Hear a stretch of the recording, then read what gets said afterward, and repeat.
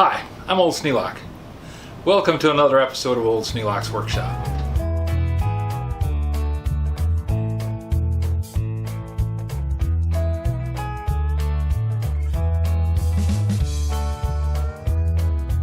On one of my trips to town, I managed to slide off to the side and go to the estate sale barn. And when I was there, I found a nice little organization rack.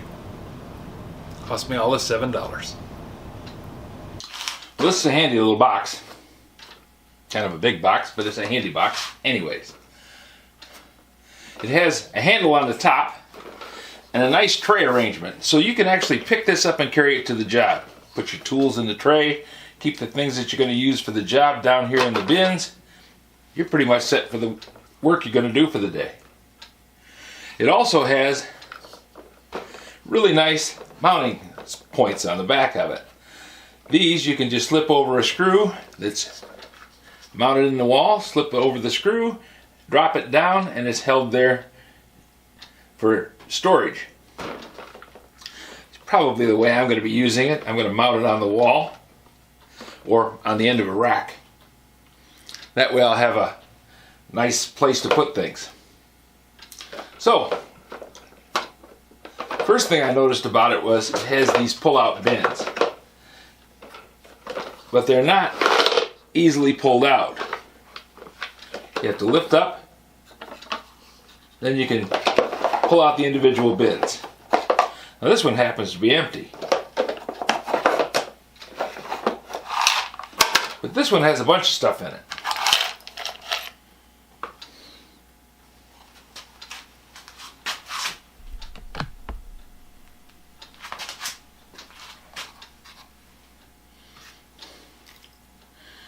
This is a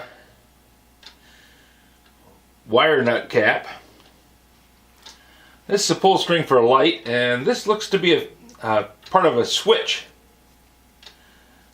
I've seen these go over the end of a pull chain switch, and the pull chain slips through the hole here.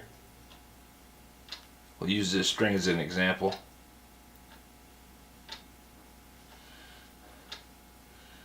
Then you can pull on the string and turn off the light, or the whatever you've got hooked up to the pull chain switch. All these little guys, these are faucet washers. The old style faucets that many of you still have in your houses. Take these washers, you loosen the top of the valve, pull it out, and there'll be a washer like this one in there. Usually it's mashed kind of flat because this goes up against the seat, the valve seat. So if your valve's leaking, you can go to the hardware store, they still sell these, and buy a kit of these washers, which come in various sizes, and replace the valve seats in your faucet. Stops that annoying drip, drip, drip. And some little washers. And all this stuff I'll sort out into the proper bins later. We're just going to put it back in where it was.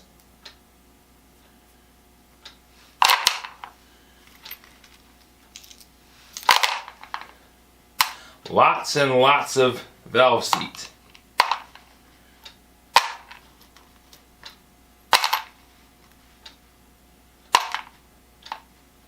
And a few O-rings.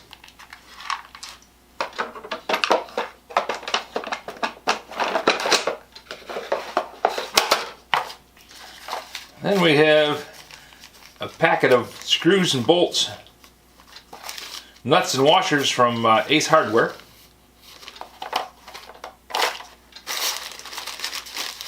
Cabinet latch, magnetic.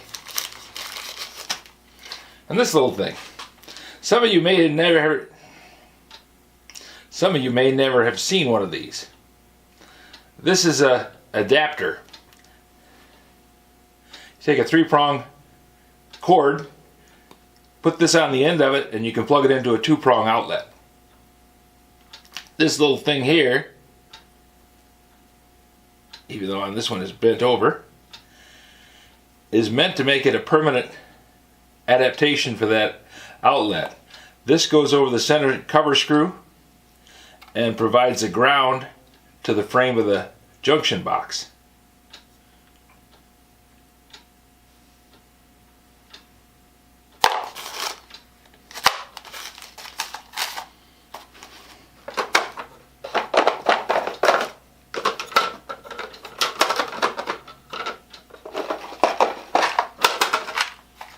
Oh, these are always handy to have. Ace Hardware must have been a favorite place for this guy. He spent 45 cents and bought himself some blocks, spade bits. Wire range number 15 to number 14. They're little crimp-on terminals. This happens to be a fork. And this is a package of mixed ones. It's got connectors and ring loops and forks and spades. Kind of a nice thing to have around. Now I have another bin with these in, so these will probably get transferred later.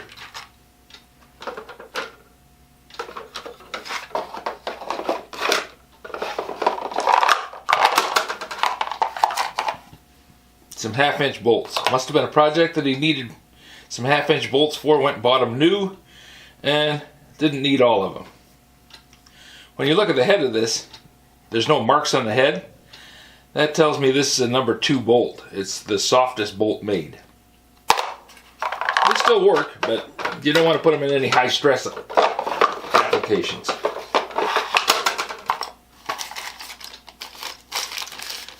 This, I'm not sure what it is. It looks kind of like it belongs to some kind of a tool. It's a switch. But since there's no marking on the outside of the bag other than a part number, unless you know what device this goes on, the part number doesn't do you any good. And here we have a package of 4 wing nuts. 4 each. Steel zinc plated wing nuts, 3/8. Cost 68 cents. All this stuff was bought a long time ago. Then some washers.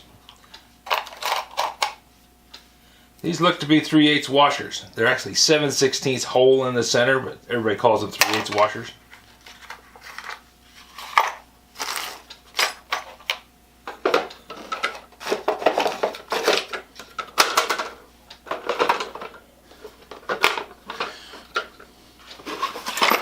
When you go to an estate sale, you usually find that things are pretty much jumbled up. 2 reasons. 1, I don't think the last thing we try and do before we die is organize our workshops. Not a big important thing. Sometimes you just don't have time to do anything. But most times you're busy with other stuff. The second is, people who do estate sale business tend to pile things up so that they can carry them back to wherever they're having the estate sale, whether it's a table in the front yard or at an estate barn.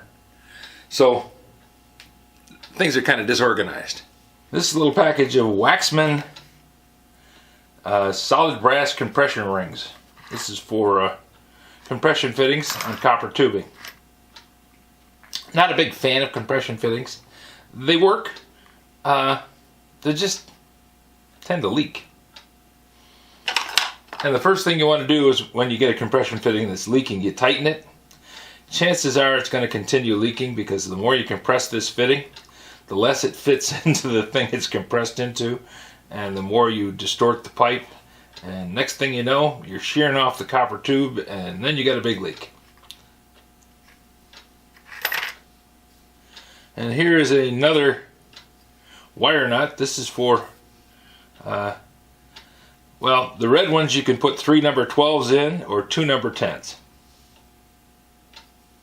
You don't really want to go much more than 3 wires into a wire nut.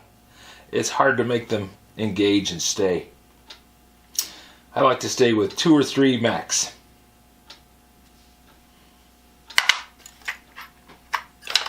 Then we have a standard 2-pole switch. This looks to be one that somebody took out and kept around because it was useful. And here's the switch cover. Looks like it goes right with that switch, doesn't it? And here's the junction box. Now, we used to call these reset boxes, and this is something from the 60s and early 70s before they went to plastic. They're very nice for putting into existing buildings because you can just cut a hole the size of the junction box and slide this in, and then you tighten these screws up, and when you tighten the screw up, it pulls this metal bracket and causes it to expand. So these expand into the hole and lock the reset box into the wall. Not a big fan of this kind of wire entrance, but it's a darn sight better than the plastic one. The plastic ones, you just slide it in, and there's a little tab that folds over and kind of bites into it, kind of like a zip tie. They're a real pain in the butt to get into the wall and get the wire into, because you have to put the wire into it before you slide it into the wall. These, at least, when you put it in there and you tighten that screw down, it's not going to go anywhere. Those plastic tabs tend to break off if you push any too much on them, and when you're trying to struggle and get this thing into the wall, sometimes if you have like 4 number 12s going into the box, which happens, on the plastic ones you'll break the tab off and then the wire's sliding around. On these, once you tighten that screw up, it's not going anywhere. So is it better than the plastic ones? Well, it's a lot more expensive, a lot harder to make. It will outlast you. I've been wiring buildings that were wired in 1920 that had this kind of junction box in it without a single problem. I imagine those plastic boxes are going to last maybe, I don't know, 30 years, and then they're going to start cracking on you. And the little screw holes go first. You can over torque the screw on a plastic one and strip it out in a heartbeat. This one, you can tighten it right up.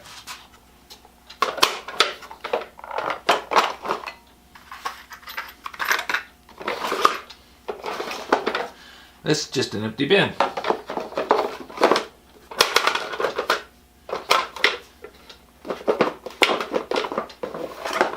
Another empty. And this is a bin full of fun. It's got a number 14 lamp. That's a screw-in type lamp. Looks like they used one out of the package. 2.47 volts, 0.3 amps. That's like you'd put into a flashlight. Very seldom do you find a flashlight, a new one these days, with a screw-in base. And this is a hole saw. Usually this kind of hole saw comes with a kit for installing a door knob, and it'll come in the package. It may have 1 or 2 of these hole saws. They're okay as a hole saw. They're not going to last you for a lifetime. But you can actually change out which size you want to put on there. This is for a larger door.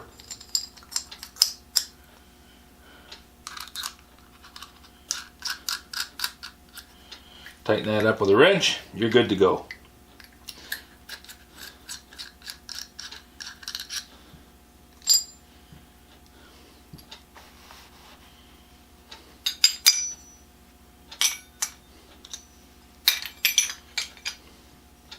The one that came with this arbor just happens to match one that I already had, which is not surprising considering they're sold as kits all over the place.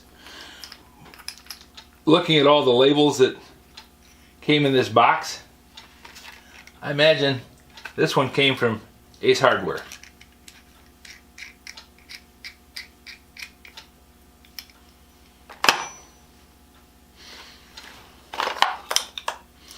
And this is a test device.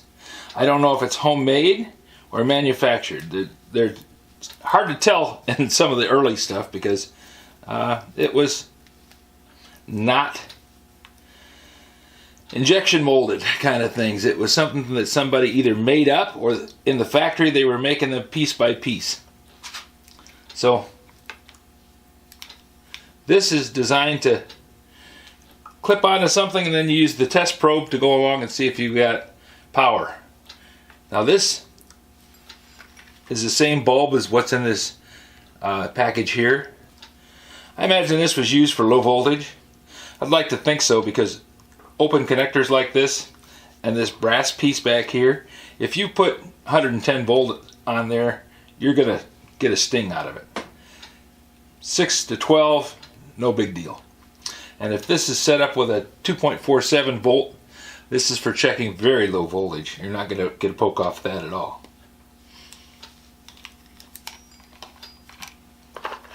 This one says right on the side 6 to 12 volts. Hard to see, but it's there. Nice little test probe. You clip this on something, and then you go along, usually in a vehicle, 6 to 12 volts. You go along and see where you lose power. Start at the battery and work your way out. See where the power stops.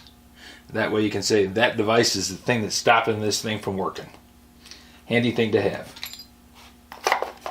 This is kind of a unique thing.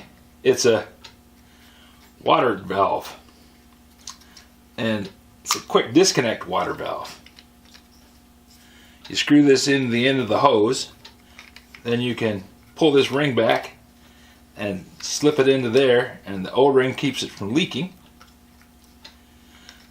This valve allows you to shut off the water. Just a little ball valve in there. So you screw this out of the faucet.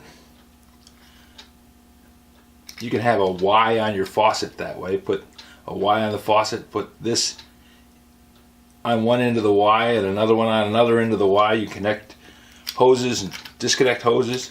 These are real nice for RVs, because quite often you're trying to set up or tear down in a bit more of a hurry than you are at home. In the springtime at home, I put the hose on the faucet and I leave it. But if I was going to an RV park, I'd want to be able to disconnect in a more rapid manner.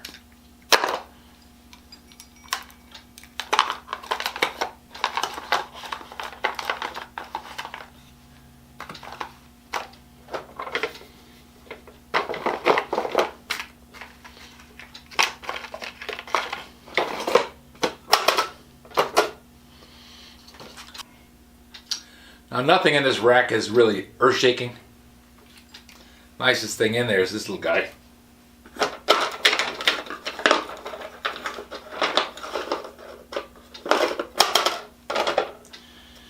But it's a handy rack for putting things in, and I'm trying to organize the shop, and things like this make it easier. Now, it would be nice to go out and buy a whole wall full of drawers, and I've seen that done, or a wall full of these little bin devices. Something that has 100 or 200 of these in there, and you can put all the different things in there. But I don't have that kind of budget. So a $7 device that does the job, that's a good deal for the old Sneelock's workshop. If you have any suggestions for a new video, questions about today's video, or any of the other videos on the channel, just drop a note in the comments. You know I read them all. Thanks for watching.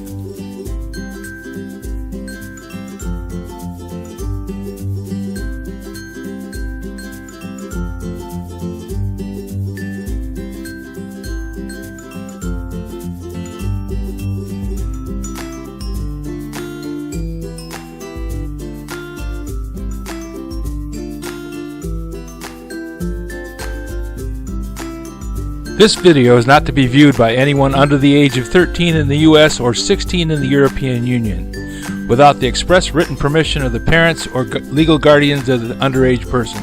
Such written permission must be on file at the local government entity in charge of enforcing the rules and regulations established by the FTC. Anyone violating these terms is admitting by default that they hold harmless the owners and operators of this channel. Any and all questions should be addressed to your local branch of the FTC.